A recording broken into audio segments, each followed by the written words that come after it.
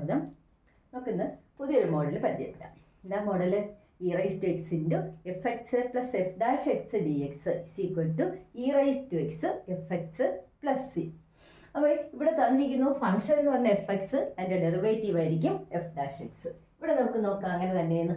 എന്താ tan inverse X അല്ലേ F X, അതിൻ്റെ ഡെറിവേറ്റീവ് അല്ലേ 1/1 + x² എന്ന് പറഞ്ഞത്. അപ്പോൾ എഫ് എക്സ് എന്ന് പറയുന്നത് ടാൻ ഇൻവേഴ്സ് എക്സ്. അപ്പോൾ എഫ് ഡാഷ് എന്ന് പറഞ്ഞാൽ എഫ് ഡാഷ് എക്സ് എന്ന് പറയുന്നത് 1/1 + x². Okay, 1/1 + x². അപ്പോൾ ഇവിടെ നമുക്ക് എന്ത് എഴുതാം? Integral e raised to x into എന്താ F X plus F dash X എന്ന മോഡലിലല്ലേ കിടക്കുന്നത്. ഓക്കെ, അതിൻ്റെ ആൻസർ എന്താ വരുന്നത്?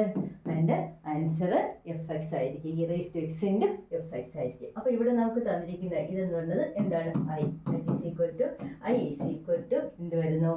e raised to x tan inverse x, e raised to x tan inverse x plus c. That is the answer. Okay.